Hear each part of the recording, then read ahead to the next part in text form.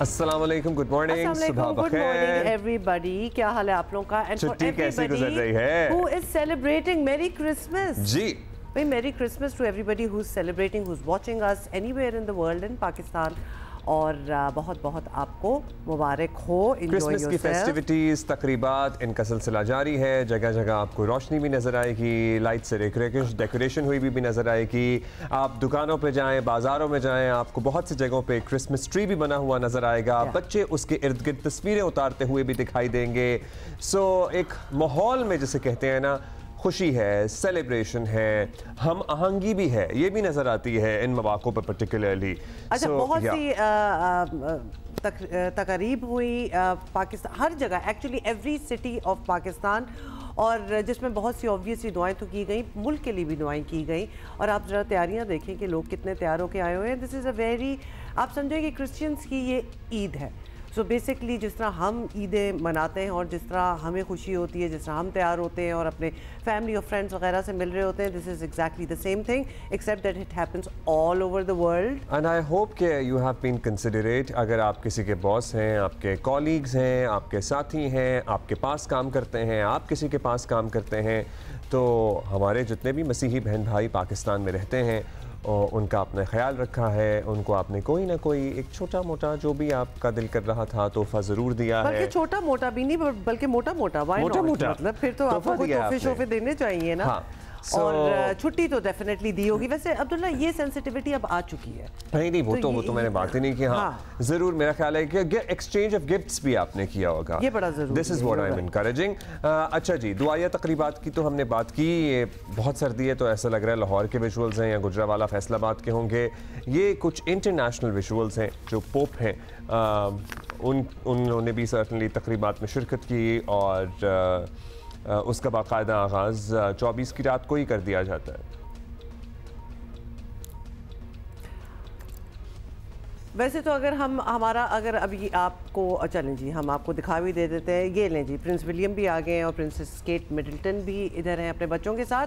आपको पता है कि ये जो शख्सियात होती हैं फिर ये वो फेस्टिविटीज़ का आगाज़ करते हैं। और एक्चुअली फेस्टिविटीज़ का आगाज़ तो जिस तरह कि मैं आपको कल भी बता रही थी कि दिसंबर स्टार्ट होता है ना, तो दुनिया भर में वो तैयारियाँ जो हैं वो स्टार्ट हो जाती हैं। एंड ऑफ कोर्स 24 यानी कल रात की इवनिंग, जिसमें क्रिसमस ईव जिसको कहा जाता है, तो तब से फेस्टिविटी स्टार्ट होती हैं और फिर ऑलमोस्ट चलती हैं, all till the new year ही चलती हैं, क्योंकि कुछ ना कुछ हो रहा होता है। इसके अलावा आज क्यों बहुत बड़ा दिन है हमारे लिए? मना रहे हैं बानी पाकिस्तान, बाबा कौम, कायद आज़म मोहम्मद अली जिन्नाह का यौम पैदाइश, यानी उनकी बर्थडे। अच्छा, बाय द वे उनकी बर्थ एनिवर्सरी है and this is 148th birth anniversary. Absolutely. और बर्थ एनिवर्सरी की आपको पता है रिवायती तकरीबात होती हैं। दिन का आगाज़ हुआ जोश व जज्बे के साथ। मज़ार पर गाज की तब्दीली की पुरवकार तकरीब हुई। बाबा कौम के अफकार, उनके अक़वाल, उनके फरमुदात, सबको याद किया गया। उन्होंने जो सोचा था, जो विजन था उनका इस मुल्क के लिए, उसको रिविज़िट किया गया। वैसे तो हम सबको उसको रिविज़िट करने की ज़रूरत है, बहैसियत कौम भी और हमारे हुक्मरानों की भी क्योंकि वो क्या चाहते थे इस ज़मीन के टुकड़े से। ज़मीन का टुकड़ा तो नहीं था ना, ये एक मुल्क था, एक कौम के लिए था। क्या हम आज वो कौम हैं जो कायद चाहते थे हम बने? तो वी कीप रीविजिटिंग दैट। और एक्चुअली आज के शो में हम ज़रा कुछ और भी उनके हवाले से बातें करेंगे, इन द सेंस कि क्या क्या उन्होंने इन्विजन किया था हमारे लिए और हम कितने करीब उस चीज़ के पहुंच चुके। लेकिन सेलिब्रेशंस बड़ी हो रही हैं जी। इस हवाले से सरकारी और गैर सरकारी इदारे खुसूसी तकरीबात का इनेकाद कर रहे भी हैं। और ज़रा हम मज़ार कायद तो दिखा दें, वो एक बड़ी इंटरेस्टिंग किस्म की एक चेंज ऑफ गार्ड आप कह दें, वो हो रहा, ये सामने आ ही गया है हमारे, अभी कुछ ही देर पहले हुआ। So this happened just a while ago. और आपको पता है कि बहुत लोग हैं जहाँ तक पहुँच सकते हैं, people like to witness it. तो वो हर साल ही एक ऑलमोस्ट इंतज़ार किया जाता है कि इसको खुद जाके देखा जाए कि पूरी ये फंक्शन किस किस्म का होता है। और बड़ा ही सीरियस, सोलम और बड़ा इसको जिसको कहते हैं ना कि it's quite an honour for everybody who is involved in this ceremony as well.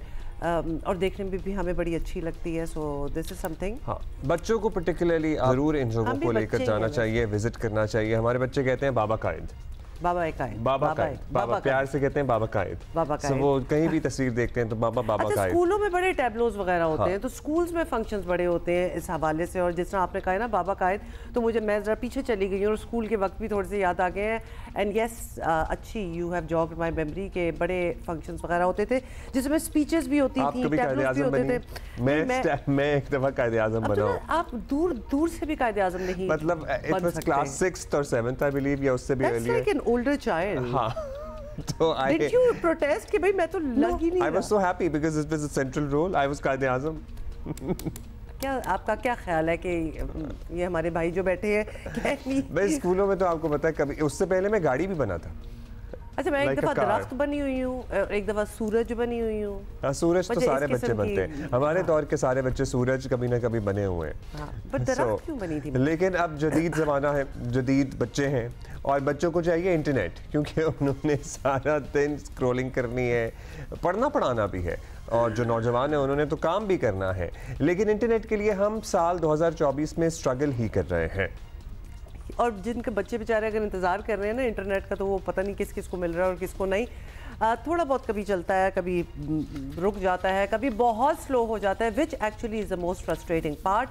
साल 2024 पाकिस्तान में इजहार राय के लिए कुछ ज़्यादा अच्छा साबित नहीं हुआ, और इंटरनेट का जो हाल हुआ है वो बता रहा है कि तनकीदी आवाज़ों को रोकना हुकूमत का बड़ा हदफ रहा है। और हुकूमत की सबसे बड़ी इत्तेहादी जमात पीपल्स पार्टी के चेयरमैन बिलावल भुट्टो जरदारी भी इस सूरत हाल से खुश नहीं है। वो इंटरनेट की बंदिश और स्लो डाउन पर हुकूमत को मुसलसल आड़े हाथों लेते भी रहे हैं, और कल परसों भी उनकी एक स्पीच थी, कल बल्कि एक बार फिर उन्होंने डिजिटल राइट्स बिल लाने का अज़म जाहिर किया और वाज़े तौर पर कहा कि डिजिटल स्पेस खतरे में है, विच एक्चुअली हम पूरे साल से ही कह रहे हैं। नौजवानों को हुकूमत के सामने मुज़ाहमत करनी होगी, उन्होंने कहा।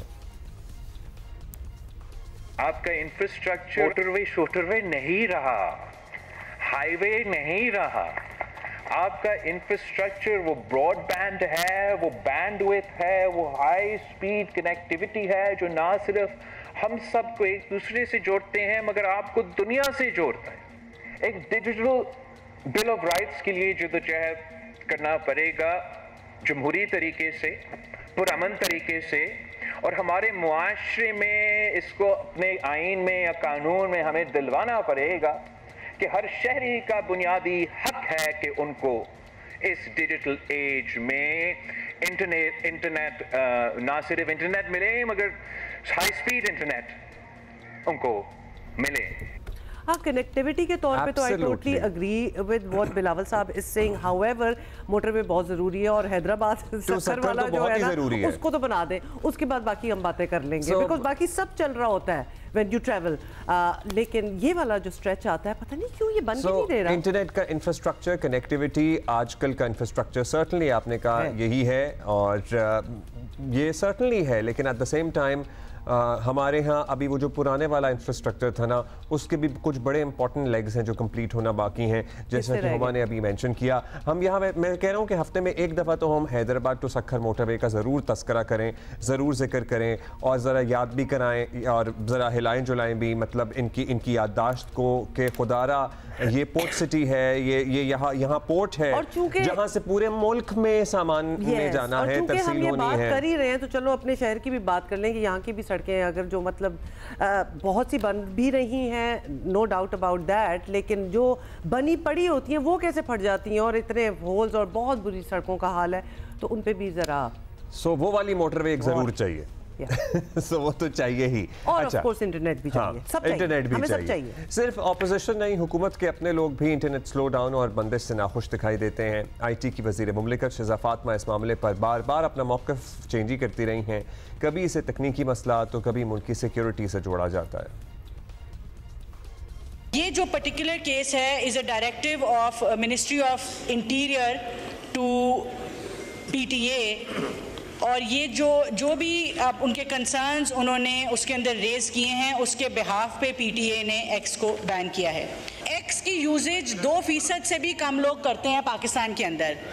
और अगर तो इसको बंद करने का मकसद आज़ादी राय के ऊपर अटैक करना होता तो आज एक्स ना बंद होता, शायद टिकटॉक और फेसबुक बंद होते। हमें शौक नहीं है कि इंटरनेट बंद हो, ना हमें उससे कोई फ़ायदा होता है ना खुशी मिलती है, ना मेरे पास कोई बटन है जिससे मैं इंटरनेट बंद करती हूँ। सर नेशनल सिक्योरिटी से आगे तो कोई चीज़ नहीं है।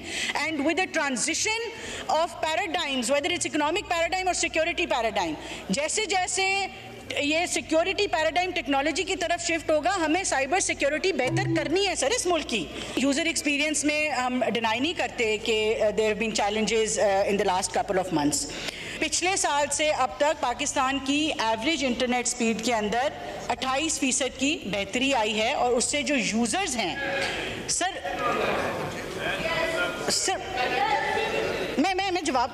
मुझे जवाब तो देने दें। मुख्तलिफ वजूहात की वजह से हमें डेफिनेटली चैलेंजेस हैं। कहीं पे इंटरनेट की कंजेशन है, कहीं पे स्पेक्ट्रम अवेलेबिलिटी की चैलेंजेस हैं। हमारे मुल्क के अंदर फाइबराइजेशन 2% से कम है। सिक्योरिटी के लिए भी जब जब इंटरनेट बंद किया गया, फिक्स लाइन नहीं बंद हुई। पता है हमने इसलिए आपकी पूरी हम गुफ्तगू चलाते हैं कि कोई भी इसका रह ना जाए हिस्सा, ताकि कल को आप हमें ये ना कह सकें कि आउट ऑफ कॉन्टेक्स्ट कोई बात की गई है। और इस बात को पहुंचाने का मकसद भी यही है कि इस सारी गुफ्तगू में ये नहीं कहीं जिक्र है कि इससे पहले भी तो पाकिस्तान में इंटरनेट ठीक चल ही रहा था। मैं एग्जैक्टली अब्दुल्ला बड़ी बात आपने की है। मैं सोच रही थी कि ये बता रही हैं कि कनेक्टिविटी के इश्यूज हैं, कई जगह कंजेशन है, ये सारी एक्सप्लेनेशन इन्होंने दी है। मतलब आपके आते ही ये सब कुछ होना स्टार्ट हो गया। इससे पहले आप लोगों से पहले भी तो चल ही रहा था ना सब कुछ, और ठीक चल रहा था। देवर नो कंप्लेंट्स एट ऑल। आज के इंटरनेट यूजर तो नहीं आपने है। उसको बेहतर करने की कोशिश की है या क्या करने की कोशिश की है, ये आप ही बेहतर जानते हैं, लेकिन इट्स नॉट द सेम। बात ये कि आप ये बारहा कह रही हैं नेशनल सिक्योरिटी हमारे लिए सबके लिए मुकद्दम है, अहम है। आप उसे क्लियर करती, आप उसे अब भी क्लियर नहीं कर रहे हैं। आप अभी भी वेग बातें ही हैं कि फलाना नेशनल सिक्योरिटी से मुकद्दम कुछ नहीं है। अच्छा, नेशनल सिक्योरिटी से मुकद्दम कुछ नहीं है तो फिर आप कहें कि हमने इसके लिए फायरवॉल लगाई है, उसके 2 फेजेस थे, उसका एक मरहला मुकम्मल हो गया, उसका दूसरा मरहला चल रहा है, इसलिए ये इंटरनेट स्लो है और ये ऐसे चलता रहेगा। यही प्रॉब्लम ये है कि कोई एक वजह हो और वही पूरे साल वजह चलती हो तो हम मान भी जाएं थोड़ा बहुत कि चलो ये सही होगा। लेकिन आप लोगों के तो ये स्टांसेस भी चेंज ही होते हैं ना कि आज केबल का प्रॉब्लम है तो परसों नेशनल सिक्योरिटी का प्रॉब्लम हो गया, तरसों को फायरवॉल होगी। Stick to one thing so we know कि ये ट्रस्ट डेफिसिट अब हो चुका है। और आई एम सॉरी अब्दुल्ला, अब ये ट्रस्ट डेफिसिट हो चुका है। आप इतनी चीजें कह चुके हैं। हमसे मुराद है कि इस कौम को एतमाद में लें, ये समझदार लोग हैं, ये समझेंगे आपकी बात। अच्छा, कल एक बड़ी खबर आई है, और कल बड़ी खबर आई है कि वो जो अफ्रीका से केबल चली थी वो कराची हॉक्स पे लैंड हुई है। उसको अब पाकिस्तान को वो जो मेजर इंटरनेट कनेक्टिविटी केबल है उसके जरिए दुनिया के दीगर हिस्सों से जोड़ा जा रहा है। This is a game changer, this certainly would be a game changer, लेकिन इसमें अभी वक्त लगेगा। अब वक्त क्या लगेगा? अब उन्होंने जरा इसको भी स्पेसिफाई कर दिया, आपको बता दें, क्योंकि 4th quarter of 2025 पीटीए हुकाम ने अब वजाहत कर दी है कि ये केबल 2025 के आखिर में जाकर जो है फाल होगी। तो ये एक्टिवेट जो भी होना है, ये काम हो रहा है, अभी इसके लिए आप 1 साल और वेट कर लें।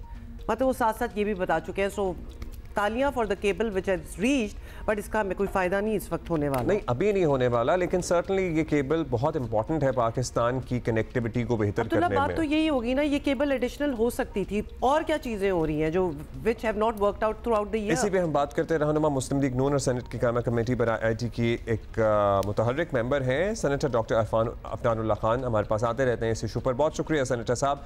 सेनेटर साहब, हम साल 2024 के अख्ताम में खड़े हैं और इस साल हमें, आपको पता है, एक्सतुबंदी है, सोशल मीडिया पर भी कुछ इश्यूज़ हैं, फिर इंटरनेट स्लो डाउन वाला जो मामला है ना वो बड़ा तंग कर रहा है, फिर कुछ डिजिटल कवानीन में सख्ती भी है, VPN वाला मसला भी आया, खैर वो अभी चल रहा है। सो हमने डिजिटल पाकिस्तान का जो ख्वाब देखा है जिसमें इजहार राय की भी आज़ादी हो और जिसमें तरक्की हमारी मंजिल हो, हम उस दौड़ में कहीं पीछे नहीं गए इस साल में? जी बिस्मिल्लाहिर्रहमानिर्रहीम। देखें, इसमें कोई शक नहीं है कि बहुत सारे चैलेंजेस हैं। फेक न्यूज़ के चैलेंजेस हैं, इंटरनेट स्लो डाउन के चैलेंजेस हैं, फ्रीलांसर्स के बहुत सारे इश्यूज़ हैं जो उन्होंने हाईलाइट किए हैं। मगर जो आप बात कर रहे हैं वो एक साइड ऑफ द स्टोरी है। दूसरी साइड ऑफ द स्टोरी ये है कि जो है वो हम कोशिश कर रहे हैं, हुकूमत के अंदर भी लोग कोशिश कर रहे हैं कि ये मसाइल जिनकी निशानदही आपने की है उनको हल किया जाए, और उसके लिए हमने बहुत दफ़ा मीटिंग्स भी की हैं। और मुझे पूरा यकीन है कि जो PTA के चेयरमैन हैं वो भी और जो मिनिस्टर साहब हैं वो भी अपनी पूरी कोशिश कर रही हैं और मैं उम्मीद करता हूँ कि आने वाले दिनों में जो बहुत सारे मसाइल आपने आइडेंटिफाई किए हैं, इनमें एक एक करके हम इनको हल करेंगे और इंशाल्लाह जो डिजिटल पाकिस्तान का ख्वाब मियां नवाज शरीफ साहब ने देखा था आज से कई दहाइयों पहले, उसके ऊपर मुस्लिम लीग नून ने हमेशा अमल किया। हमने 3G 4G लेके आए, उससे पहले टेलीकॉम के नेटवर्क बिछाई पूरे मुल्क में। तो इंशाल्लाह हमने ही माजी में भी डिलीवर करके दिया और आइंदा मुस्तकबिल में भी हम ही डिलीवर करेंगे। अच्छा सेनेटर साहब, आप उस कमेटी में शामिल हैं जो इन मामलात पर बाकायदा समातें करती रही है, जवाबदही जो है वो भी लेती रही है। आपसे और दीगर मेंबरान से जब भी बात हुई है तो आप लोग कभी वजारत IT और PTA हुकाम से मुतमईन नज़र नहीं आए, हमेशा कोई ना कोई इशूज़ रहे हैं। तो अगर इत्मीनान नहीं हो रहा तो ये लोग अपने ओहदों पर क्यों बैठे हैं? मतलब ये सवाल तो फिर बनता है ना, क्योंकि और ये सवाल भी हम आपसे ना पूरा साल गुजारने के बाद अब पूछ रहे हैं कि क्या उनकी तब्दीली का कोई ऑप्शन हो, कोई और माहिर ले आए who would perhaps अकाउंटेबिलिटी, बिल्कुल वो who would be accountable, who would understand the issue better and expedite करें उसको। देखिए बात यह है कि हर मसले का हल तब्दीली नहीं होता या बंदे को हटाना नहीं होता। मैंने पहले भी कहा कि चैलेंजेस मौजूद हैं और उसके ऊपर हमने इनसे पूछगछ भी की है और ये आप इसको एक अच्छी चीज़ देखें कि हमने हुकूमत में होते हुए भी जो है वो एक बहुत ही वाइब्रेंट तरीके से जो है वो मामले को आगे लेके गए हैं और हमारी आगे भी कोशिश ये है कि जो भी महकमे हुकूमत के हैं उनको भी हम उनके मसाइल भी हल करें, जो उनके इशूज़ हैं उनको भी जो हाईलाइट करते हैं उनको एड्रेस करें और जो ओवरऑल जो एक्सपीरियंस है आवाम का इंटरनेट से रिलेटेड उसको इम्प्रूव किया जाए। उसके लिए आज एक सबमरीन केबल भी जो है वो कनेक्ट हुई है फ्रॉम अफ्रीका टू हॉक्स पे। तो ये 18 टेराबाइट की केबल आज कनेक्ट हुई है, जिसकी वजह से मुझे उम्मीद है कि जो इंटरनेट की स्पीड है उसके ऊपर इम्पैक्ट आएगा और उसकी वजह से जो यूज़र एक्सपीरियंस है जो कि डिक्लाइन हुआ है पिछले कुछ महीनों में वो बेहतर हो जाएगा। अच्छा सर, आपके इत्तेहादी हैं पीपल्स पार्टी वाले बिलावल भुट्टो साहब, वो हुकूमत की सेंसिटिव कोशिशों को नाकाम बनाने के लिए एक डिजिटल आज़ादी बिल पर मुहिम चला रहे हैं और इस मुहिम में वो सोशल मीडिया फ्रीडम के लिए तजावीज़ भी सामने लाएंगे। तो क्या मुस्लिम लीग नून इस कोशिश को वेलकम करती है या आप लोगों को रिजर्वेशंस हैं इस पर? देखिए पाकिस्तान पीपल्स पार्टी जो है वो हमारी एक इंतहाई अहम इत्तेहादी हैं और उनकी एक बड़ी सिग्निफिकेंट प्रेजेंस है नेशनल असम्बली में, सेनेट में, सिंध में उनकी हुकूमत है। तो हम जो भी वो तजवीज़ जो है वो लेके आएंगे उनको हम बहुत सीरियसली देखेंगे और अगर वो कोई डिजिटल आज़ादी का बिल लेके आ रहे हैं तो एक बड़ी खुशाइन चीज़ है। इसके ऊपर जब वो बिल ले होगा कमेटी में आएगा तो इसके ऊपर हम बहस भी करेंगे। इससे पहले जो है वो मैं ख़ुद भी डेटा प्रोटेक्शन का एक बिल ला चुका हूँ जिसके ऊपर मुझे यकीन है इंशाल्लाह आने वाले चंद हफ्तों में जो है वो हम आवाम को अच्छी खबर देंगे। और इसके अलावा और भी हम बिल्स के ऊपर काम कर रहे हैं। एक वर्चुअल एसेट्स का बिल है जिसके ऊपर अभी हम काम कर रहे हैं। तो काफ़ी सारा जो है वो काम इस चल रहा है और हम समझते हैं हम इसको बिलावल भुट्टो साहब का जो इनिशिएटिव है उसको हम बड़ी अच्छी तरह देखते हैं, बड़ी अच्छी नज़र से देखते हैं और उसको और जहाँ भी कोई हमारी ज़रूरत हो हम उसको इंशाल्लाह उसमें अपना हिस्सा डालेंगे और हम सबको मिलकर ही इस मुल्क को आगे लेके जाना है। जो डिजिटल पाकिस्तान का ख्वाब है उसको शर्मिंदा तभी हो सकता है जब सब मिलकर। शुक्रिया सेनेटर साहब, thank you for your time. अब पीपल्स पार्टी का भी मौक़िफ़ लेते हैं कि क्या इरादा उनका। जो डिजिटल राइट्स बिल की बात हो रही है, मरकज़ी सेक्रेटरी इत्तलात शाज़िया मरी साहबा हमारे साथ मौजूद हैं। शुक्रिया शाज़ी साहबा। आप लोग हुकूमत का हिस्सा हैं और उस हुकूमत का हिस्सा है जिसके पहले साल 2024 में इंटरनेट के मेजर इशूज़ रहे हैं और सोशल मीडिया पे भी आपको पता है कौन कौन सी ऐप पे पाबंदी है, नहीं चला सकते। अगर ये कहा जाए कि इस साल हमने फ्रीडम ऑफ स्पीच और डिजिटाइजेशन में आगे जाने के बजाय पीछे की तरफ सफ़र किया है, तो क्या समझती हैं ये सही होगा या कुछ बेहतरी भी आई है आपकी नज़र पे? देखिए पहले तो बहुत शुक्रिया प्रोग्राम में शामिल करने के लिए। बिल्कुल मैं समझती हूँ ये कहना गलत नहीं होगा कि हमें इस जदीद दौर के अंदर, इस डिजिटल दौर के अंदर आगे ले जाने के बजाय जो टेक्नोलॉजी के हवाले से या डिजिटाइजेशन के हवाले से पीछे धकेला गया है, इसमें तो कोई शक नहीं है, दो राय नहीं है। और जहां आपने फरमाया कि हम हुकूमत का हिस्सा हैं, देखिए हम हुकूमत का हिस्सा किस तरीके से हैं बारहा हम बहुत दफ़ा बता चुके हैं कि हम हुकूमत को सपोर्ट कर रहे हैं एक एलाई की हैसियत में, लेकिन उनके साथ जो हुकूमत के अंदर शराकत है वो हमने नहीं की। हम काबीना का हिस्सा नहीं है, हम हुकूमत की पॉलिसीज और उनके फैसलों के लिए जवाबदेह नहीं है। अलबत्ता एज एन एलाई हमारी ये कोशिश होती है कि हुकूमत को हम वक्तन फवक्तन जो मसाइल हैं उनसे आगाह करें और तनकीद की बजाय कुछ तामीरी हम सजेशंस दें कि जिससे चीज़ें बेहतर हो सकें। तो आपके सवाल के जवाब में मैं ये कहूँगी कि जी वाकई लगता तो यूँ है कि हम पीछे की तरफ जा रहे हैं। तो आप मतलब इसका फिर हल क्या निकलना चाहिए? आप बताएं कि बिलावल भुट्टो जरदारी साहब जो हैं वो 2-4 दिन से एक मिशन पर नज़र आ रहे हैं, डिजिटल आज़ादी, सेंसरशिप खात्मे की वो बात भी कर रहे हैं और बड़ा फोर्सफुली वो बात कर रहे हैं। तो उनका हतमी मकसद क्या है? आपको क्या नज़र आ रहा है? कोई नई कानून साजी करनी है? देखिए, पाकिस्तान पीपल्स पार्टी के चेयरमैन बिलावल भुट्टो जरदारी साहब एक यंग लीडर हैं, नौजवान क़यादत हैं और आपको पता है कि बतौर पाकिस्तान के फॉरेन मिनिस्टर भी वो पाकिस्तान की तारीख के अंदर सबसे कम उम्र फॉरेन मिनिस्टर थे। उनकी कारकर्दगी किसी से ढकी छुपी नहीं है और वो एक ऐसी शख्सियत के बेटे हैं जो इस मुल्क की वज़ीर आज़म जब थी तो उन्होंने टेक्नोलॉजी को फ़रोग़ दिया। उनके नाना जो पाकिस्तान पीपल्स पार्टी के चेयरमैन थे और वजीर आजम थे इस मुल्क के, उन्होंने न्यूक्लियर पावर दी पाकिस्तान को। उसके बाद शहीद मोहतरमा बेनज़ीर भुट्टो साहब ने मिसल टेक्नोलॉजी दी, उन्होंने फाइबर ऑप्टिक केबल्स लगवाए पाकिस्तान के अंदर और पाकिस्तान को एक नए एरा में, एक नई जो है ना सदी में उन्होंने एंटर कराया। तो यकीनन बिलावल भुट्टो साहब की एक लेगेसी है जो मॉडर्निज्म को फरोग देते हैं, जो टेक्नोलॉजी की आज बात कर रहे हैं। वो तो यकीनन जिस उम्र में वो हैं आज, वो डिजिटल एज में पैदा हुए हैं और वो चाहते हैं कि हमारे डिजिटल राइट्स हमें मिलें। हमें ये ना बताया जाए कि क्या नहीं करना, हमसे पूछा जाए कि क्या होना चाहिए डिजिटल स्पेस के अंदर, साइबर स्पेस के अंदर। और इजहारे राय जो है वो तो हमारा आईनी हक है और वो आज क्योंकि ये डिजिटल एज है इसीलिए वो इन फोरम्स पे डिस्कस होता है। कतगने लगाई जा रही हैं और उन कतगनों के नतीजे में हमें इंटरनेट मुयस्सर नहीं है।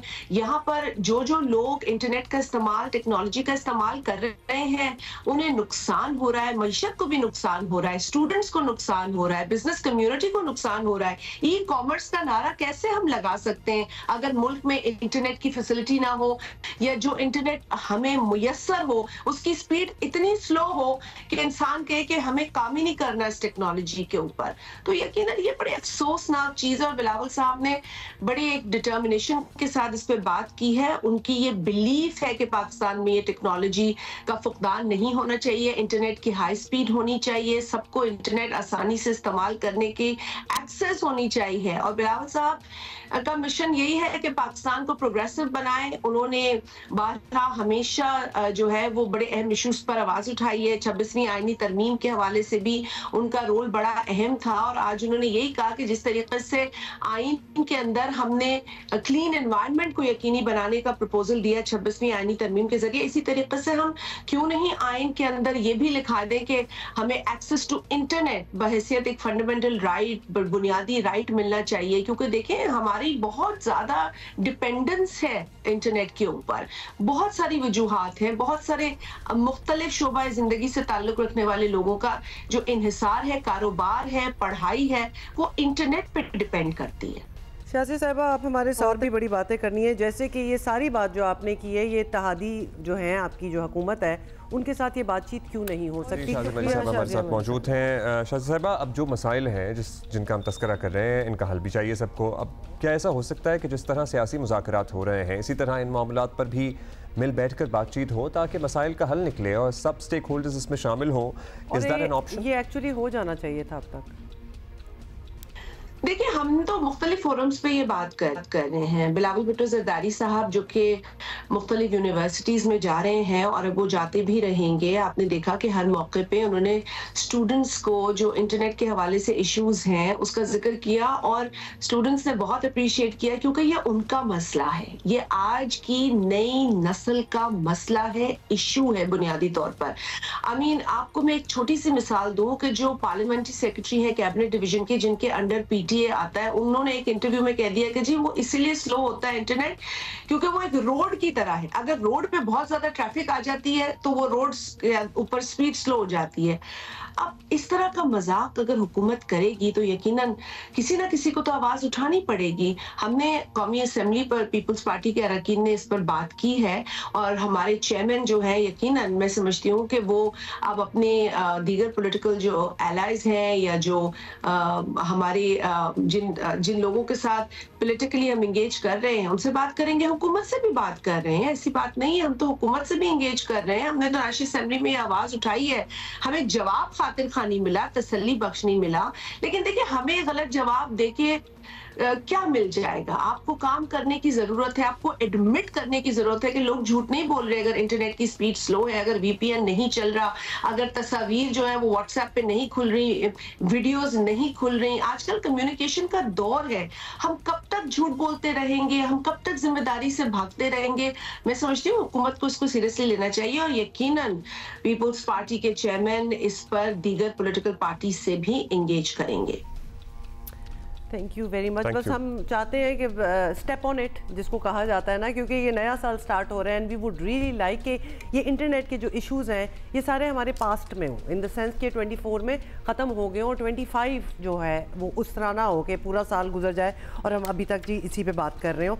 But thank you so much. अच्छा जी, अभी हम आगे बढ़ेंगे और आपको बताएंगे जल्दी से कि जनूबी अफ्रीका के खिलाफ 26 दिसंबर यानी कल से शुरू होने वाला है हमारा पहला टेस्ट। पाकिस्तान के रेड बॉल स्कॉट ने सेंचुरियन में पहला प्रैक्टिस सेशन भी कर लिया है। शान मसूद ने सीरीज के हवाले से खिलाड़ियों के साथ हिकमत अमली शेयर की है, जिसके बाद खिलाड़ियों ने वार्म अप और फील्डिंग सेशन किया। फिर बैटर्स ने बैट संभाले, बॉलर्स ने गेंद संभाली। खिलाड़ियों ने 3 घंटे बैटिंग, बॉलिंग और फील्डिंग सेशन में हिस्सा लिया। Very nice. मैं साथ साथ ज़रा विजुअल्स भी देख रही हूँ, लगता है मौसम अच्छा है। अच्छा, ज़राए के मुताबिक जी टीम मैनेजमेंट और सिलेक्शन कमेटी ने पहले टेस्ट में स्टार बैटर बाबर आजम को शामिल करने का फैसला किया है, वरना क्या ये सोच रहे थे कि ना करें उनको शामिल? वी अज्यूम कि वो होंगे साथ। एनीवे, तो ये सारी बात थी और इसके कोई और खबर हुई क्रिकेट के हवाले से तो हम बताएंगे, लेकिन कल पहला मैच होगा। अच्छा जी, कायद के पाकिस्तान की हम बात करेंगे सर्टनली, और आप भी हमें प्लीज़ लिख के भेजिए कि क्या आपको लगता है कि आज जिस पाकिस्तान में हम हैं मौजूद, ये कायदे आज़म के विजन के मुताबिक है? आपको क्या लगता है? क्या हम थोड़े डिविएट हुए हैं, हम बहुत ज़्यादा डिविएट हो गए हैं? क्या आपकी राय है? प्लीज़ आज के दिन आप हमें लिख कर भेजिएगा। या आपको लगता है कि हाँ नहीं, जैसा जैसा कायदे आज़म ने सोचा वैसा ही आज हमारे इर्द गिर्द आपको नज़र आ रहा है? अच्छा जी, ये तो आप हमें बताएंगे। ये तो वो बात हो गई ना जो कि obviously this is the day, so we will talk about that. लेकिन एक जी मुज़ाकरात, कुछ टॉक्स चल पड़ी हैं, सो लेट्स सी कि वो किस तरफ। वज़ीर आज़म ने भी इज़हार ख्याल कर दिया अब तो मुज़ाकरात पर। हुकूमत और तहरीक इंसाफ के दरमियान मुज़ाकरात का इब्तिदाई दौर हुआ है, जिससे तहरीक इंसाफ महज गैर रस्मी मुलाकात का नाम दे रही है। असल बातचीत का अमल अगले माह से शुरू होगा, यानी 2 जनवरी बताया जा रहा था। तहरीक इंसाफ और हुकूमत के कुछ अपने लोगों को भी मुज़ाकरात से कुछ खास निकलता दिखाई नहीं दे रहा। देखिए, बहुत इट्स प्रीएम्प्टिवली नहीं डिसाइड करना चाहिए। फाइनली आके मुज़ाकरात हो रहे हैं तो थोड़ी सी होप और अल्टीमेट तो यही है ना। हाँ, और फेथ उसमें नहीं होगा तो मतलब आगे कैसे बात जाएगी। वज़ीर दिफा ख्वाजा आसिफ तो साफ कह रहे हैं कि पीटीआई से खुलूस की तवक्को रखना वक्त का ज़िया है और इस तरह पीटीआई के अपने कई रहनुमा मुज़ाकरात से कुछ ज़्यादा पुरुमीद नहीं है। और हाँ, इतना ज़रूर है कि दोनों जानिब से पार्टी की सीनियर क़यादत जो है वो बातचीत जारी रखने पर मुत्तफ़िक है। चलो दैट्स समथिंग। वज़ीर आज़म शहबाज शरीफ पुरुमीद हैं कि मुस्बत नताइज निकल सकते हैं। Let's hair what he said. मैंने कहा कि जो नेशनल इंटरेस्ट का तकाजा यही है कि कौमी मफाद का तकाजा ये है कि हम अपने ज़ाती मफादात को कौमी मफादात के ताबे करें, अपनी ज़ाती पसंद नापसंद को कौम की खातिर उसको हम कुर्बान करें। ये हमारे सामने होना चाहिए हदफ, और इसको सामने रखकर अगर ये गुफ्तगू शुनीद होगी तो यकीनन उससे मैं समझता हूँ कि मुल्क के अंदर एक सुकून आएगा, मुल्क के अंदर एक कौमी यकजहती जिसकी यकीनन बहुत ज़रूरत है, उसको फ़रोग़ मिलेगा। लेकिन अगर कोई नीयत कुछ और है, मैं किसी की नीयत के ऊपर शक नहीं करता, मुझे पूरी उम्मीद है कि ये दोनों पार्टी जो हैं PTI और हुकूमती पार्टी मिलकर कोई ऐसा हल निकालेंगे जिससे कि पाकिस्तान के बेहतरीन मफाद में अगर हम फैसले करेंगे तो इंशाअल्लाह इसका मुल्क कौम को बेपनाह इसका फ़ायदा होगा। अच्छा, ये तो आपने सुन लिया। अब एक आम तासुर यही था कि बानी PTI की जानिब से एक बयान आएगा और मुज़ाकरात के इस गुब्बारे से हवा निकल जाएगी, लेकिन चेयरमैन PTI बैरिस्टर गौहर ने कल इमरान खान से मुलाकात की और उनका दावा है कि बानी PTI ने मुज़ाकराती अमल को खुश आइन करार दिया है, वेलकम किया है बेसिकली, मगर ये भी कहा कि बातचीत का सिलसिला लामहदूद नहीं होना चाहिए, इसका कोई टाइम फ्रेम होना चाहिए। बिल्कुल, ओके, सुने ज़रा। देखो, हम अपना इंशाल्लाह चार्टर ऑफ डिमांड जो हमारे मुतालिबात है वो रखेंगे हुकूमत के सामने, कमेटी के सामने हम उनको रखेंगे और इस पर आगे की बढ़ेंगे। लेकिन इससे पहले हमारी कोशिश है कि खान साहब के साथ मुलाकात हो जाए, जो निगोसिएशन कमेटी है। देखिए, ये कमेटी खान साहब ने बनाई है, इसमें हमारे बाकी भी साथी नहीं है, लेकिन ये बात बिल्कुल नहीं है कि हमारे मेंबर आना नहीं चाह रहे थे या उनकी रिजर्वेशन है। पुरुमीद तो है और पुरुमीद होने चाहिए, कोशिश करनी चाहिए कि अब एक सारे मसाइल का एक हल ज़रूर निकल आए। मुज़ाकरात का अगला दौर 2 जनवरी 2025 को होगा। तहरीक इंसाफ हुकूमत के सामने चार्टर ऑफ डिमांड रखेगी। जाहिर है कि जिसमें पार्टी बानी समेत कैदियों की रिहाई बुनियादी मुतालबा होगा। हुकूमत के लिए इसे पूरा करना फ़िलहाल तो मुमकिन नहीं है।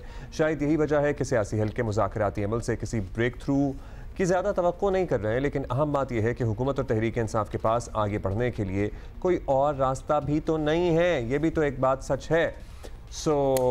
अच्छा जी, ज़रा बात करते हैं ना, हमें इनसाइड स्टोरी चाहिए कि बातें क्या हो रही हैं, माहौल क्या है, टेम्परामेंट्स क्या हैं। वकार सत्ती, नुमाइंदा जियो न्यूज़ इस्लामाबाद से हमें ज्वाइन कर रहे हैं। वकार, कुछ इनसाइड न्यूज़ थे ना ये, क्योंकि ख़बरें जो हमें आ रही होती हैं कि अभी भी ज़्यादा तवक्को नहीं की जा रही, जो लोग बैठे हुए बातें कर रहे हैं बीच में, वो भी काफ़ी ख़ास उम्मीद नहीं उन्होंने लगाई हुई कि कुछ नतीजा निकलेगा। So what's the environment like in talks की?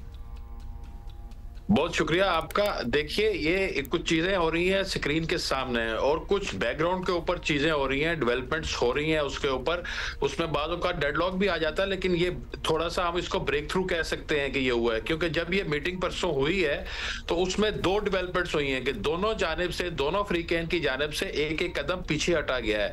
आपको याद होगा कि इसी दिन जो है, पीर वाले दिन ही 190 मिलियन पाउंड का जो मुकदमा है उसका वो फैसला आना था, वो रुक गया है और मुलतवी हो गया आगे जनवरी तक।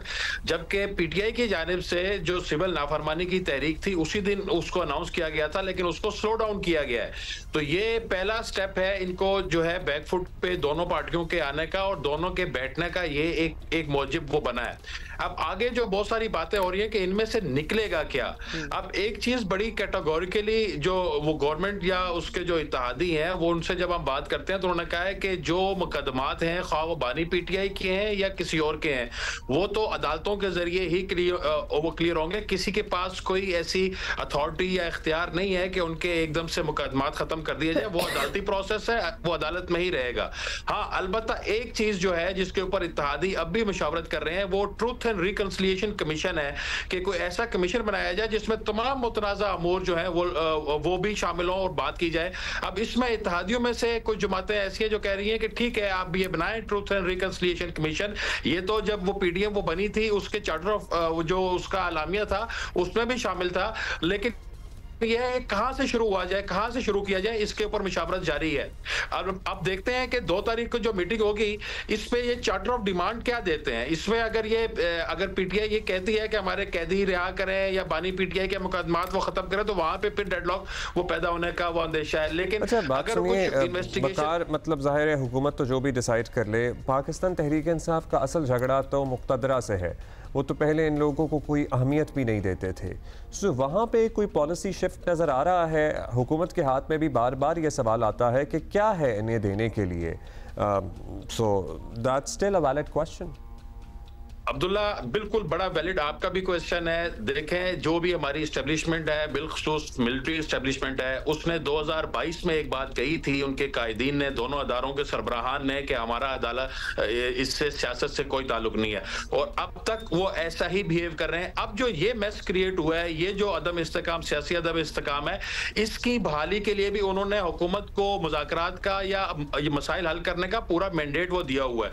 लेकिन अगर पीटीआई ये चाह रही थी गुज़िश्ता 2 सालों से कि हम बराह रास्त उनसे बात करें, तो उन्होंने तो इनकार कर दिया है। आप देखें ना, यही पीटीआई थी जो कह रही थी कि हम इन लोगों से बात नहीं करेंगे, ये फॉर्म 47 वाले हैं, ये है वो है। आज वो बैठे हैं ना इन्हीं के साथ, तो इसका मतलब है कि उस तरफ से कोई बातचीत नहीं हो रही है। बातचीत जो भी होगी वो गवर्नमेंट के साथ होगी, जो इस वक्त पार्लियामान में मौजूद है उनके साथ होगी। ये बड़ा लाउड एंड क्लियर है। अब पार्लियामेंट के अंदर, पीटीआई के अंदर 3 धड़े हैं। अब जो लोग वो पार्लियामेंट के अंदर है, वो चाहते हैं कि हम निगोशिएशन करें, हम आगे वो बढ़े और अपने मसाइल वो कम करें। लेकिन जो लोग इलेक्टेड नहीं है और जो इनका सोशल मीडिया बाहर से ऑपरेट हो रहा है, वो सारा मैस क्रिएट कर रहा है।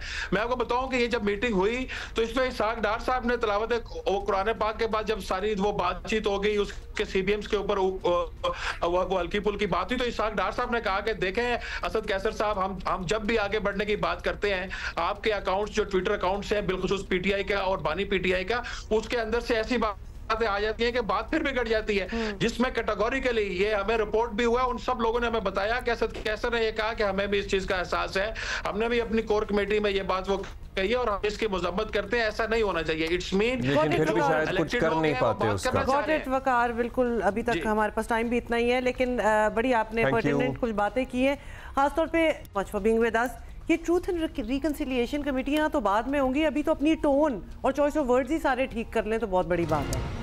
पाकिस्तान समेत दुनिया भर में आज मसीही बिरादरी क्रिसमस मना रही है और इस बारे में हम बात करेंगे।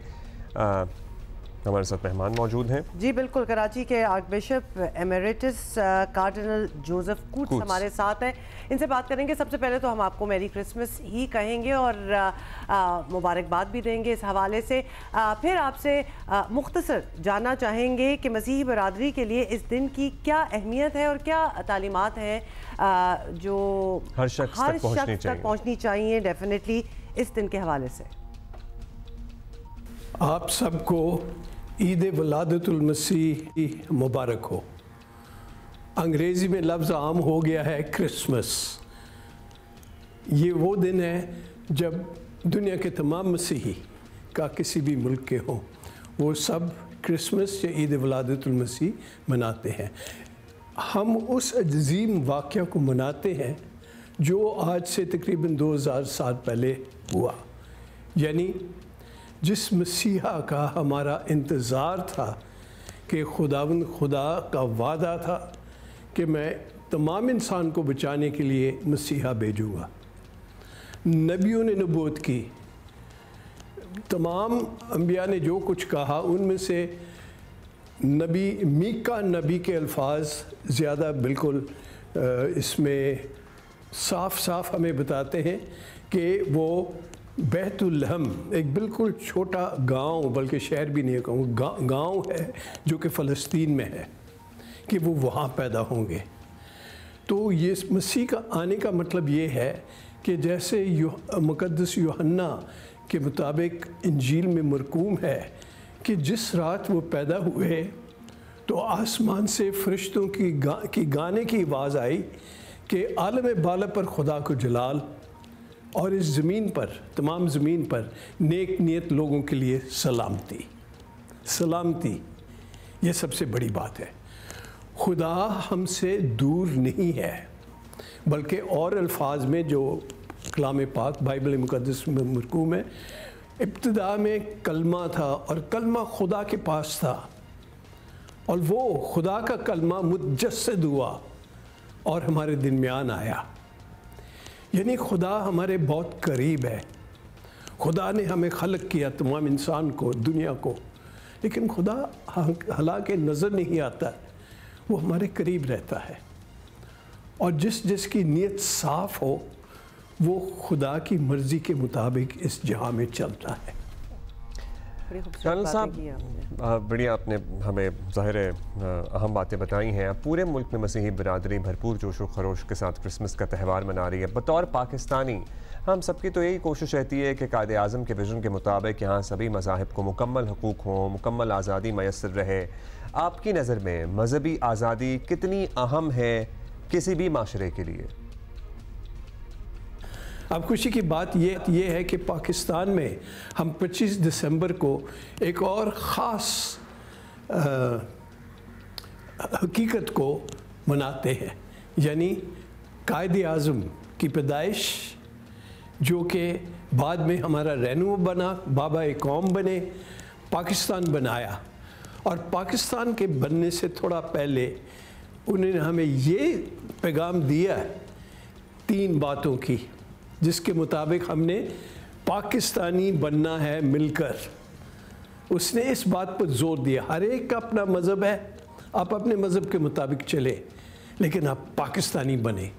यूनिटी, फेथ, डिसिप्लिन, इत्तेहाद, मोहब्बत और डिसिप्लिन, ये 3 चीज़ें उन्होंने हमें बुनियादी चीज़ें बताई हैं पाकिस्तान को क़याम रखने के लिए, पाकिस्तान की तरक्की के लिए। उनके मुताबिक भी हम नाकाम हो रहे हैं। कि हम ये सारी बातें जो हैं ये समझ जाएं। बहुत बहुत शुक्रिया अपने टाइम के लिए। कराची के archbishop emeritus cardinal Joseph Coutts हमारे साथ थे। Merry Christmas once again for everybody. Pakistan की बात कर रहे हैं, कायद के पाकिस्तान की बात कर रहे हैं, तो खैबर पख्तूनख्वा में क्या हो रहा है? एब्सोल्युटली, थोड़ा सा आप परेशान ही हो जाते हैं। इनफैक्ट ये कुछ अरसे से ही ये बात जो है चल रही है। खैबर पख्तूनख्वा के कबायली ज़िला कुर्रम में अमन व अमान का मसला अभी तक हल होता नज़र नहीं आ रहा और हालात बदस्तूर कशीदा हैं। ज़िला कुर्रम में रास्ते ताहाल बंद हैं और ग्रैंड जिरगा भी किसी नतीजे पर ना पहुंच सका। सूरत हाल पर काबू पाने के लिए खैबर पख्तूनख्वा हुकूमत ने नई पुलिस फ़ोर्स की मंजूरी भी दे दी है और ये फ़ोर्स मुख्तलिफ रास्तों पर तैनात की जाएगी। कल वज़ीर आज़म शहबाज शरीफ ने भी ज़िला कुर्रम में फ़िरका वाराना फसादात पर शदीद तशवीश का इजहार किया और साथ ही खैबर पख्तूनख्वा हुकूमत को भी तनकीद का निशाना बनाया। इन दिनों में ये कत्ल गारत हो रही थी, उस वक़्त इस्लामाबाद पर चढ़ाई की जा रही थी। काश ये वसाइल, ये वक्त, ये तवानाई वहाँ पर 12 चिनार में इसको ख़त्म करने के लिए अगर सूबाई हुकूमत सर्व करती तो शायद नुकसान इतना ज़्यादा ना होता। अनफॉर्चुनेटली जो सेक्टेरियन जो वॉयलेंस हुआ है वो एक बहुत ही अफसोसनाक वो वाक़या है और उसमें बहुत ज़्यादा जानें दोनों तरफ से ज़ाया हुई। इस वक्त हालात ये हैं कि पारा चनार और दीगर बालाई इलाकों में खाने पीने की अशिया समेत अद्वियात की शदीद किल्लत है। मकामी लोगों के मुताबिक बाज़ारों में कुछ दस्तियाब नहीं है। हुकूमत की तरफ से रिलीफ के तौर पर खुराक के पैकेट्स तकसीम किए गए हैं, लेकिन आप सोचिए कि खुश खुराक के पैकेट से क्या होगा? आपको हांडी एक खाना पकाने के लिए तेल चाहिए, सब्जी चाहिए, प्याज तो चाहिए, और जहाँ प्याज और टमाटर भी नहीं मिल रहा। ये खुश अशिया जिनकी आप बात कर रहे हैं उनको हम स्नैक्स कहते हैं। स्नैक्स खाना तो नहीं होता, स्नैक इज अ स्नैक। तो वो कितनी देर तक सर्वाइव आप इसमें कर सकते हैं? चने या मूंगफलियां खा के जिंदा रह सकते हैं। सिर्फ इतनी बड़ी आबादी है यहाँ पर। हेलीकॉप्टर के जरिए अद्वियात भी भेजने की कोशिश की जा रही है, लेकिन ज़ाहिर आबादी है ना, काफ़ी है सारा कुछ। ऊँट के मुंह में ज़ीरे के मुतरादिफ है, शायद उससे भी कम। और शदीद ठंड है, बुजुर्ग खासतौर पर छोटे बच्चे बुरी तरह मुतासर हो रहे हैं। सबको सोचना होगा, माहिदीन को भी, इलाके के लोगों को भी और हुकूमत को भी। बच्चों की हलाकत की भी तस्दीक हुई है और दर्जनों इनकी तादाद बताई जाती है। सख्त सर्दी की वजह से बच्चों में नमूनिया, दीगर बीमारियों में इजाफा हो रहा है। हालात कशीदा है, मतलब सर्दी इतनी है कि महज सूबाई हुकूमत के बस की बात भी नहीं है। वैसे अब ये बैरिस्टर सैफ हमारे साथ हैं, उनसे बात कर लेते हैं। We want to know exactly के सिचुएशन ऑन द ग्राउंड क्या है। वज़ीर आला खैबर पख्तूनख्वा के मुशीर हैं बराए इत्तलात। बैरिस्टर साहब, कुर्रम पारा चनार में लोग आज भी मारे जा रहे हैं और कर्फ्यू का समा भी बरकरार है। खुराक और दुआओं जो है उनकी किल्लत भी बरकरार है, हमें यही बताया जा रहा है। अब ये सब खबरें हैं जो गर्दिश कर रही हैं, क्या आप तस्दीक या तरदीद कर सकते हैं कि हालात में बेहतरी आई है या नहीं? जी, मैं बिल्कुल वसूख से कह सकता हूं कि हालात में हर गुजरते दिन के साथ अल्लाह के फजल करम से बेहतरी आती जा रही है।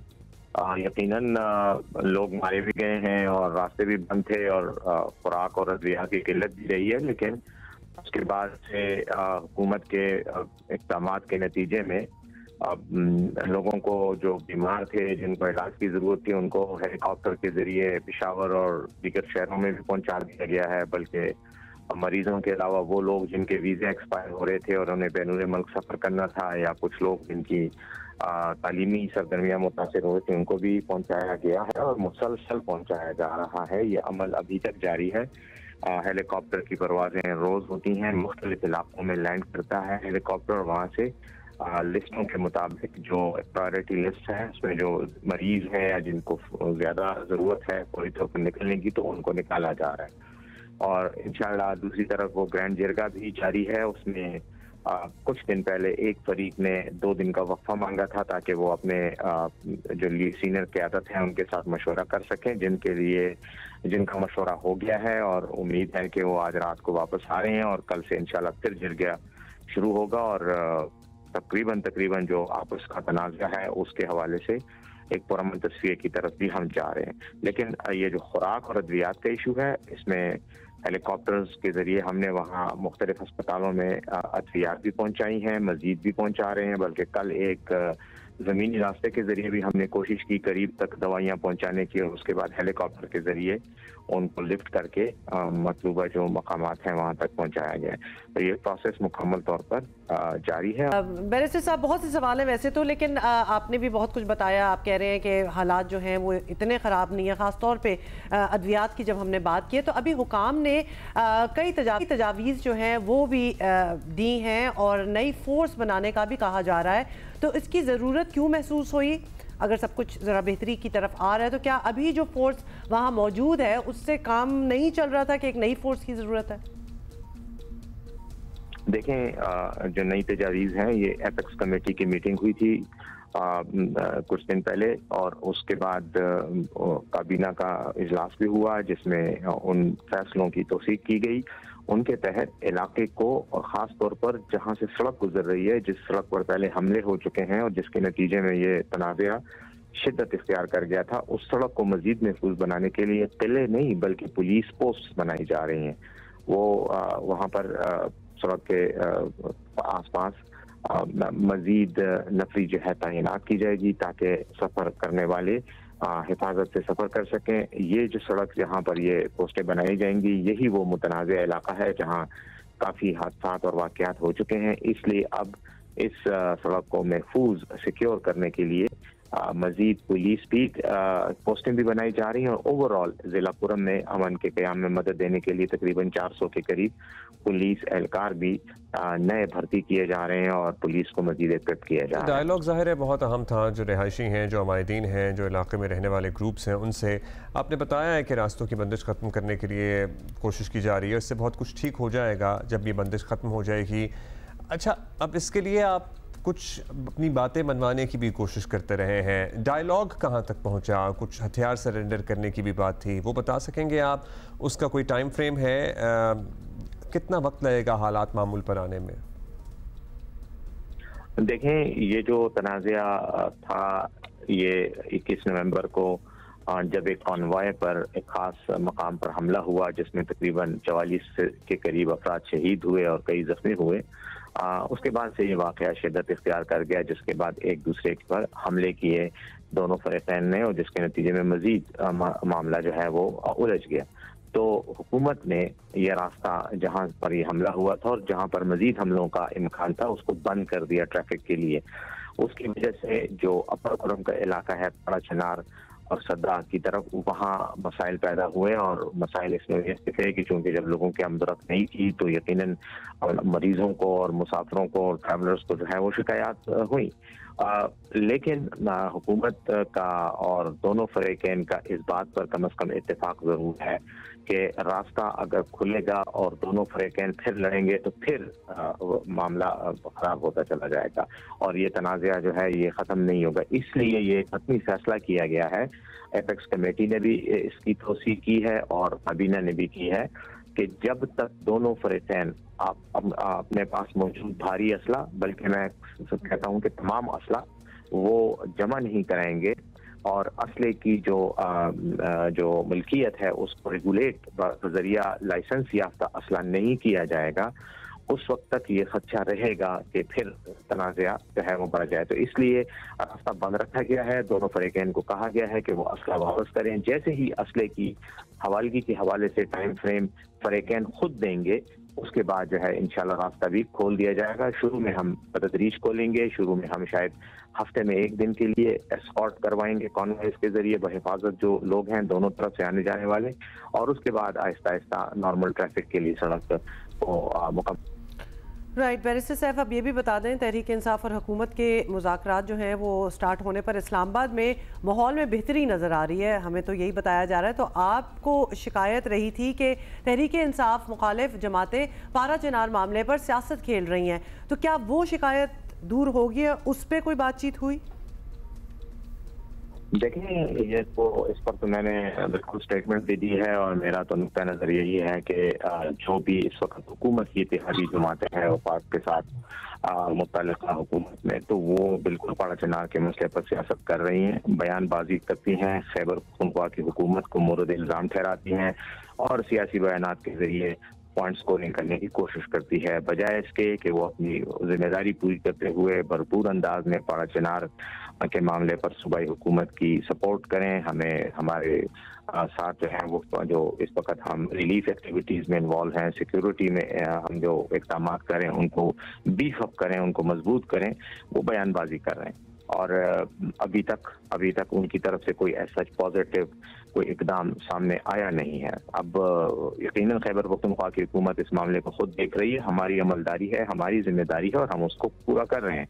लेकिन अगर हुकूमत वफाकी हुकूमत भी इसमें कंट्रीब्यूट करती तो शायद ये मामला अच्छे तरीके से है रिजोल्यूशन की तरफ जाता। बहरहाल जहाँ तक वफाकी हुकूमत का ताल्लुक है, अभी तो खैर मुज़ाकरात के नाम पर वो कोई एक्टिविटी कर तो रहे हैं, लेकिन अभी तक तो हमें पाकिस्तान तहरीक इंसाफ के हवाले से भी कोई बज़ाहिर रिलीफ नजर नहीं आ रहा। मैं समझता हूँ कि अगर संजीदगी से मुज़ाकरात किए जाएंगे तो शायद मुल्क की सियासत में इस्तेहकाम पैदा हो, और अगर गैर संजीदा जैसे कि इनका रवैया रहा है हमेशा वही अंदाज अपनाया गया तो फिर एक तनाव और जो है वो मुखासिमत की फिजा बरकरार रहेगी।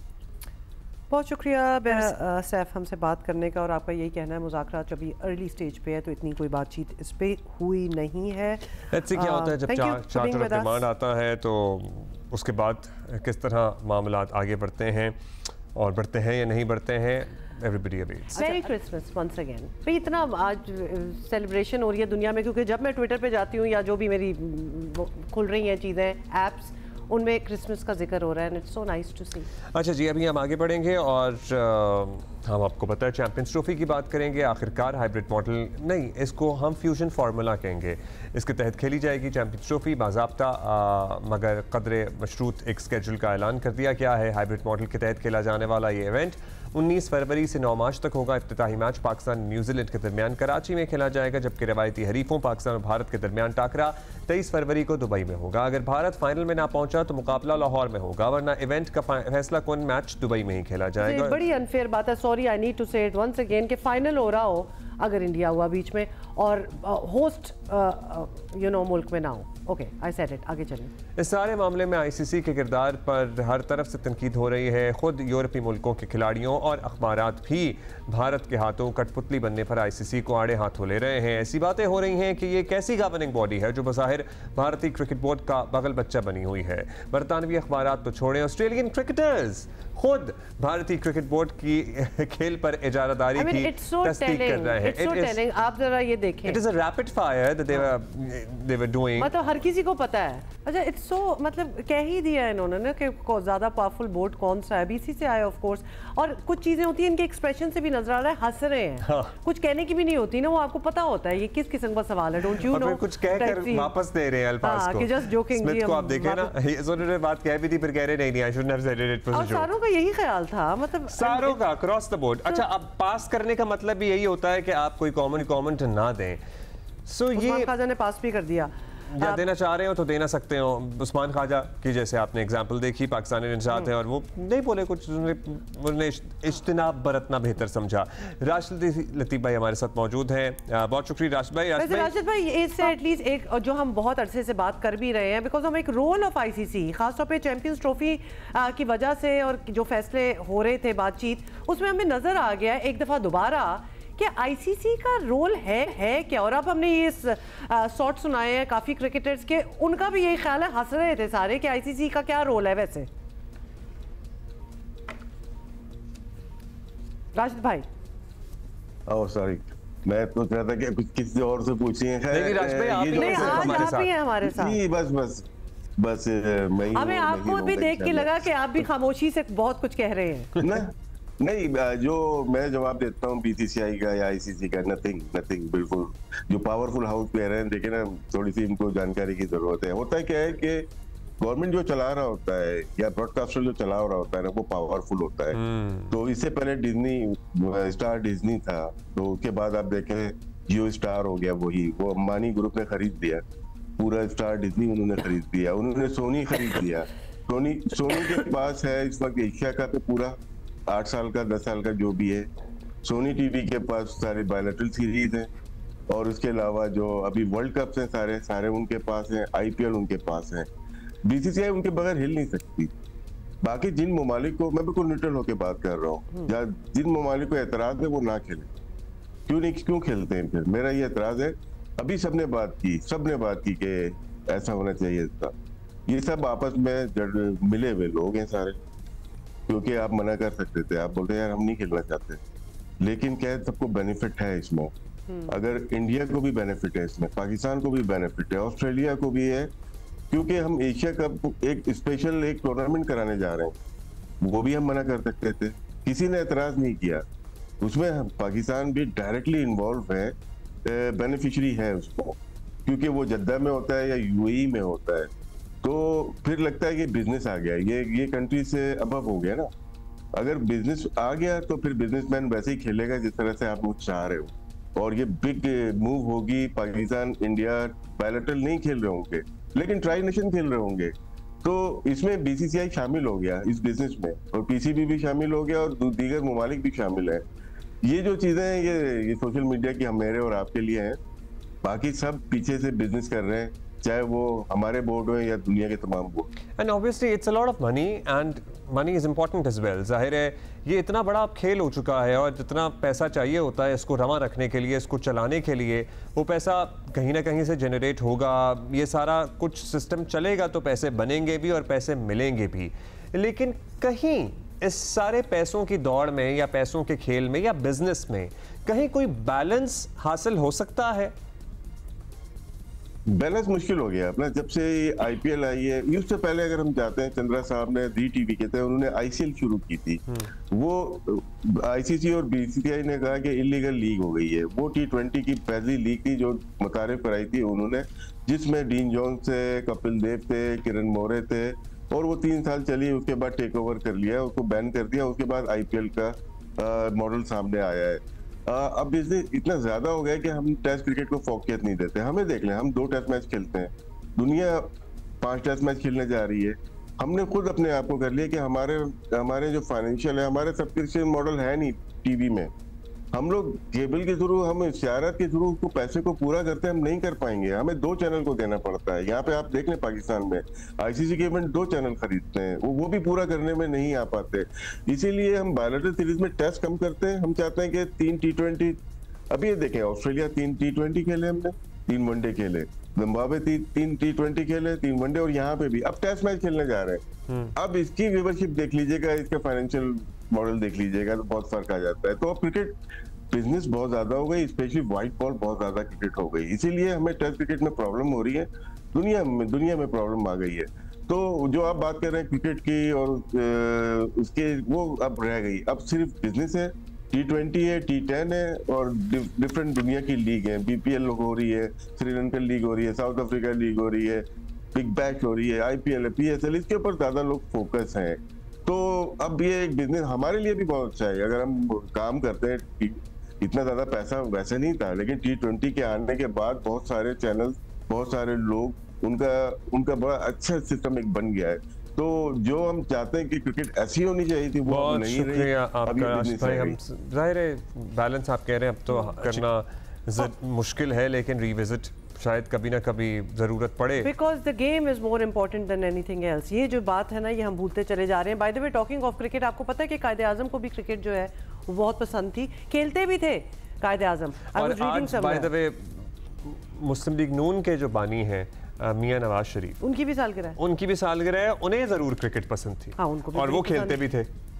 चले हम जी कायदे आज़म डे जो है वो मना रहे हैं, और ऑब्वियसली हम याद करने की कोशिश कर रहे हैं हर चीज़ जो कायदे आज़म ने कही, और हमें बड़ी अच्छी भी लगती है, but do we follow them or not is another story altogether. Senior तज्ज़ियाकार मज़हर अब्बास साहब हमारे साथ मौजूद हैं। मज़हर साहब, आज यौम क़ायद पर हम तो ये समझ रहे हैं कि कायदे आज़म का एक विजन था, पाकिस्तान वहाँ तक नहीं पहुँच सका। अब ये समझ में नहीं पा रहे कि ऐसा हुआ क्यों, इसमें किस किस ने हिस्सा डाला, क्या राय है आपकी? देखिए, बिल्कुल आपने ठीक कहा कि कायदे आज़म का एक विजन भी था, एक मिशन भी था। और अगर आप कायदे आज़म को समझना चाहें तो देख लें कायदे आज़म एज ए बैरिस्टर, इवन कायदे आज़म एज एन एडिटर, यानी एडिटर से मुराद ये कि वो मीडिया से भी उनका ताल्लुक़ रहा। कायदे आज़म एक जमहूरी पसंद शख्स थे, कायदे आज़म एक कानून की हुक्मरानी रखने वाले शख्स थे, कायदे आज़म आज़ादी इजहार पर यकीन रखने वाले थे, और ये तीनों ही चीज़ें पाकिस्तान में नापैद रहीं। और उसकी बुनियादी वजह यह कि हम कोई सिस्टम एवॉल्व ही नहीं कर पाए। बदकिस्मती से कायदे आज़म का इंतकाल पाकिस्तान बनने के 1 साल के अंदर अंदर हो गया, और उसके बाद हम जिस अदम इस्तेकाम का शिकार रहे, तो पाकिस्तान में कभी भी इस्तेकाम नहीं आ पाया। और उसकी बुनियादी वजह यह कि हम जो कायदे आज़म का विजन था कि पाकिस्तान एक जमहूरी रोशन ख्याल और वेलफेयर स्टेट बनेगा, इस्लामी वेलफेयर स्टेट बनेगा, उस मिशन को हमने अपने सामने रखा ही नहीं।